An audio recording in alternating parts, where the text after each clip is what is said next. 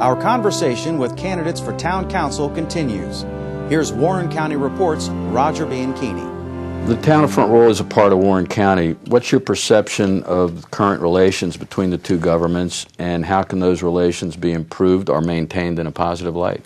Well, I think that when you have a situation like this, and I think we're fairly unique in the sense that we are the main commercial and economic center of the county, where you look at neighboring jurisdictions like Shenandoah County, where they have 4 or 5 little towns. Nobody hears about the squabbles between Strasburg and Shenandoah County or Woodstock and Shenandoah County, because you have all of these little commercial sectors. They know that they have to get along and they have to work with Shenandoah County. And in Virginia, the county or the city is the dominant political jurisdiction, which is fine.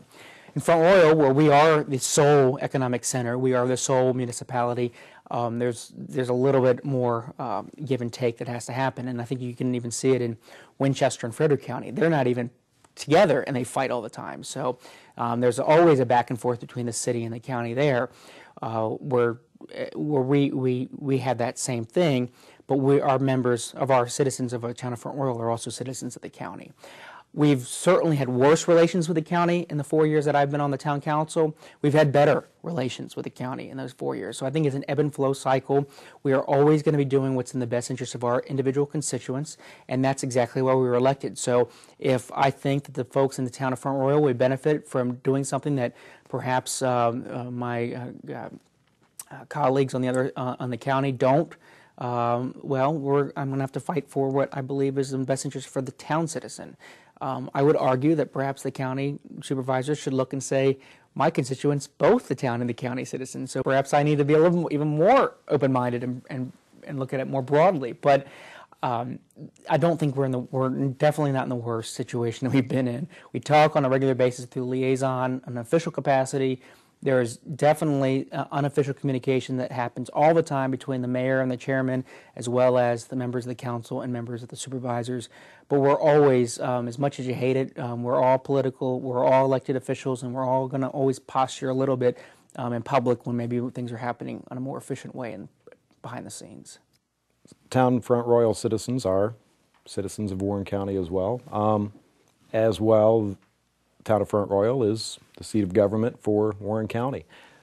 The citizens who live in Warren County or outside the town of Front Royal limits, I think they look at Front Royal. They still look at Front Royal that they're a part of this community, and that if you ask them where they live, they're not going to tell you, "I live in Warren County." They're going to say, "I live in Front Royal." We're all one big community, and one of the things that I'm happy to see in my short stay on the council is that liaison meetings between the town and the county have started anew. I think there's a good relationship going on currently between the town and the county. They own property together. McKay Springs is a prime example of that. They have to work on how they want to deal with that property. They've gone in conjunction to work on the Luray boat landing property. It's both of them jointly helping to turn that into a very nice park setting down there. There's been talk about joint communications facilities. Of course, we supply water to outside of the town into the county, and the county is reliant on some growth and development to happen in the county based on what the town can provide outside of that. In the future, I think that the town and the county need to set up a series where perhaps every 18 months or 12 months or something like that, where both bodies can actually sit down and discuss things rather than just a few of its members. But of course, we need to keep open dialogue amongst ourselves on a day-to-day basis. The same as council members and myself and the mayor may have conversations.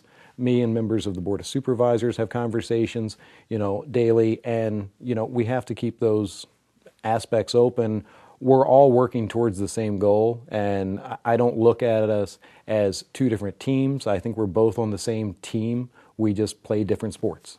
Oh, you always got to keep an open dialogue with them at all times. I mean, if I got elected town council, my landlord is Archie Fox. So.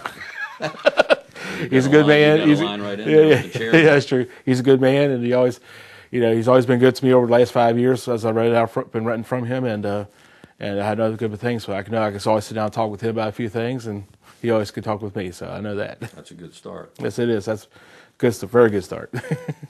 Speaking of town-county relations, in the wake of losing pilot fees, meal tax revenue, which has been estimated upwards of $600,000, I think, in good economic times, but still a significant amount of change, do you think that the town should consider annexation of any part of the commercial corridor in the north side? I don't think that annexation can ever be taken off the table for a town, period.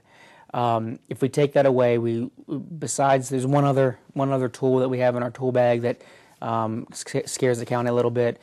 We have to have that. Otherwise, we become the weak sister in a sense. That's the only thing we have. I think the arrangement we had with the county under the anti-guest statute and the pilot fees was beneficial to everybody concerned because we didn't have to necessarily spend the money to service all that area out there with police and planning and whatnot. And the county got to have their economic engine and not be blocked out from B-poll or other things that they wouldn't be, or meals tax, that they wouldn't be collected if it was in the town limits. But no, I think it has to be it always has to be on the table. We can never take it off, otherwise we have nothing left. Any priority you might weigh in on where on the table it might be, the back part, front part? Depends on the negotiation, I guess. And it depends on where we are in the negotiation. It always has to be visible, but it does not have to be spoken of. The town of Front Royal, we can sit down with the county, and the original 522-340 corridor agreement that allowed us to provide water out there, which also turned over fire and rescue services to the county, turned over the town's park systems to the county for them to oversee. We can go back at any time through liaison or joint meetings and revisit that contract to see if there's another way for the town to pick up lost revenue or to go into a revenue sharing program or something. As far as annexation goes, my personal opinion, I believe that towns and cities exist for growth to occur within them. Counties are more rurally designed areas. That's the intent of having a municipal area and a rural area. However, with that said, the town annexed property back in 1976, that it being Happy Creek Road, that for almost over 30 years, sort of never got the attention that it deserved. And I would hate to see us annex in a developed property that maybe would cause attention in the sense of bringing it into more of a municipal town type setting. Right. I mean, there's been questions on what type of development should occur along Happy Creek Road. But at the same time, well, if it's within the town's limits, shouldn't there be development? Otherwise, you should de-annex it and put it back into a rural setting. Then you have development outside of the county that is giving the county funding, to help pay for schools. It's giving the county another revenue source. Honestly, in my personal opinion, I wouldn't like to see the town's boundaries extend beyond 66. I don't really want to see an interstate running through the center of our town. I don't mind it bordering the edge of our town, but I wouldn't like to see it coming through our town. But with the Happy Creek Road situation, the town sort of has strung that area of the town along for 30 plus years. So unless we were going to do property swaps or something like that, I think it's something that we would really have to sit down and discuss, but I wouldn't want to see us get into a heated battle, which an annexation does become. It becomes a battle because one part of your community would be losing something, the other part of the community would be gaining something, but essentially it takes place in the courts and it becomes a battle. So I wouldn't want to see us take an annexation route, a boundary adjustment that both sides could negotiate and discuss, I think would be a much better alternative. But again, that's why you have all the different elected leaders, for all of them to come to a consensus and decide what's best for the community. So I think there's a lot of different avenues to look at, but annexation outright in the defined sense of what annexation is, I think is the wrong avenue for the town to look at. That could be considered because we have done that before.